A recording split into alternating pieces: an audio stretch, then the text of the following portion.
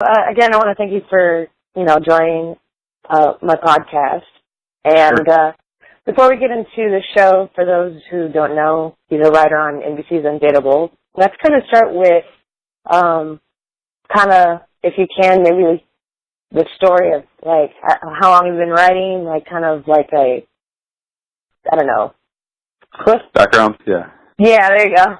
Let's know, so you don't need to, like... Sure.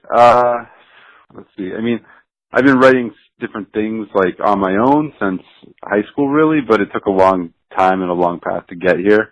I actually studied, like, business and accounting and stuff like that in college, but when I graduated, I thought I was going to go to law school, and then I took a year off and decided that wasn't for me and decided to go to film school instead.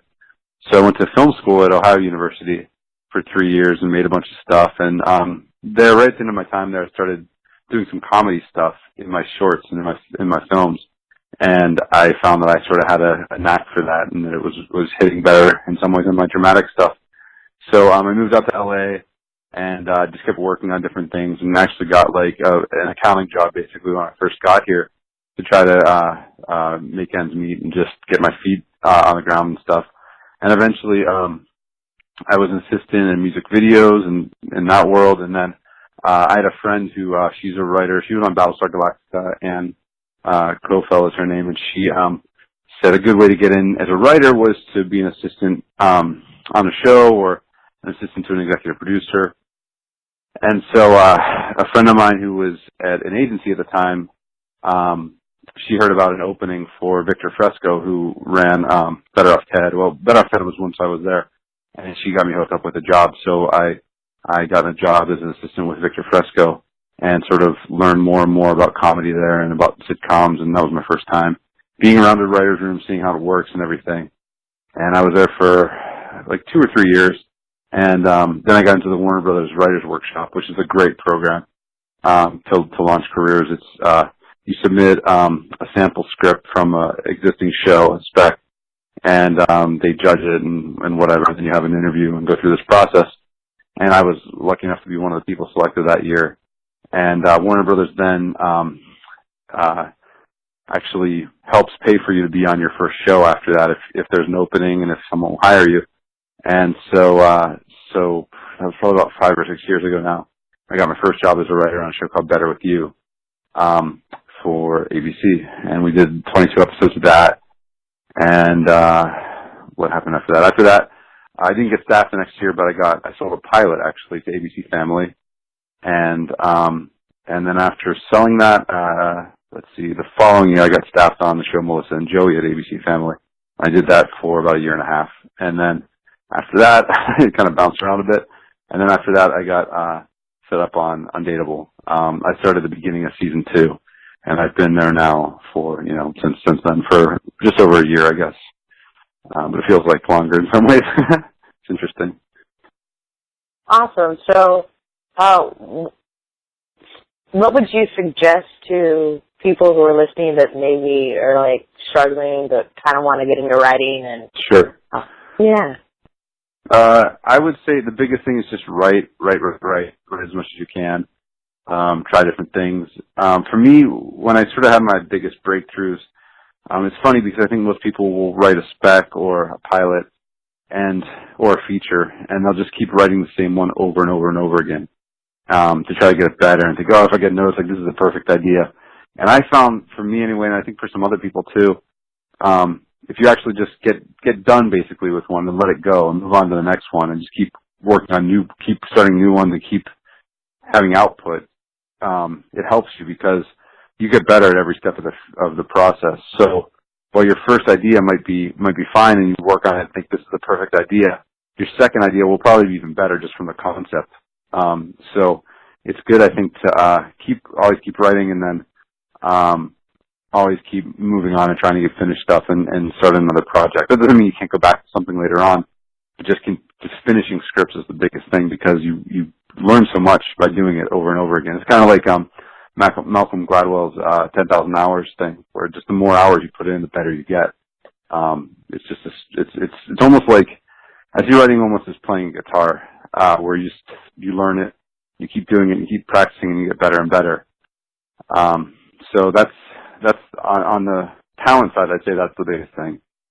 As far as the practical side of getting the job and doing those things, certainly being in Los Angeles helps, and being in the industry as an assistant or anything else helps too, because you can get people. When I was assistant at Better Off Ted, I had people read my stuff and give me notes, read my scripts and give me notes, because they were nice people and they were willing to do that. And some of them recommended me for the writers' workshop too, and they were people who knew the people running the program. So making those connections is huge, and just learning from people who have already gotten there too is a big help. So if you can get to LA and work within the industry, I think that's the easiest way to do it. People sometimes do it outside of that, but I do think that the biggest percentage of people are people who have been assistants before and have seen how it works and just have learned how to do it from the inside. Awesome. And in terms of genres, you said you always had a knack for comedies, so is that kind of just why you stayed on that path, or if you my first job, like I said, was with Victor Fresco, and he's a comedy guy, and I think I sort of, working on a show is kind of like graduate school, where you just get, you just learn so much, and I think I just learned so much from that room and from other rooms I've been in, that you just get better and better. It's, in some ways, like doing it, like I said, it's like playing a guitar. Well, drama is kind of like playing a tuba or something like that. It's a different instrument. So the more you learn and put those hours in, the better you get. I do have some drama scripts that I've written and I work on sometimes, and it's almost like a side hobby for me at this point to try to get better at that and to follow my own advice and finish stuff and then move on to the next one. Because I actually watch a lot more drama than I watch comedy, but it is a different world, and my strength is certainly not on the procedural side of things. So I have like a script about, cops or something. I like the characters of the cops, but I'm not so great at doing the procedurals and doing the clues and all of those things. I'm just kind of a novice at that. So I need to get better at that side of things if I actually wanted to work in drama, I think. But, I just like interesting TV. I just like things that are different and unique and fun and surprising. That I think is the biggest thing. The more I work in the industry, the more you want to be surprised by stuff. I think most comedy writers are that way, and probably most writers are that way, where it's like you spend all day doing this stuff that you can see jokes coming from a mile away. You see the setup when you're watching a show at home. You see the setup, and you know what the joke's going to be. So any show that doesn't do that or twists it or surprises you is always fun to watch, and it's kind of the stuff that you like to write too, because you like to do that same kind of thing. Right. So I know for those that, I don't know, aren't watching, I don't know why you aren't, but why do you think that there's been kind of a lull in sitcoms and comedies over the last maybe 10 to 15 years? Not saying that there hasn't been good ones. Obviously, there's been some really popular good ones out there. But right. there's, I still watch syndicated Friends and other things. Sure. So it's like, there's still some comedies that are so, like Seinfeld's still on, Will and Grace, stuff like that are still so great in culture. And then there's been so many attempts over the years, and it's like haven't come close. Right. It's interesting. I feel like what's happened for whatever reason over time is you have your comedies now. It's like you have the comedies that are very, very popular and get watched by a ton of people, and then you have the comedies that are sort of critical darlings that just can't, no matter how good they are, they can't kind of break through. And it's interesting to me that Modern Family is kind of the exception to the rule, but it's interesting to me because I feel like Seinfeld certainly did that back in the day, and they got both. They got big ratings, and they also had really smart, different, unique comedy that critics loved. You look at like 30 Rock or Parks, these shows that people love and that are super smart, but their ratings are just never there. I don't know. I mean, I don't know why the ratings have been so bad. It seems like it's kind of a network by network basis almost. I mean, CBS has done multicams for years, and they've gotten good ratings, and they've stayed on. And Big Bang Theory is one of the most watched shows on TV, and it does very well. And then you have ABC, and I think for a while ABC didn't know exactly what they wanted to be. That's where Better Off Ted was, and that's where the show I was on, Better With You, was too. They didn't know exactly what they wanted to do and what they wanted to be.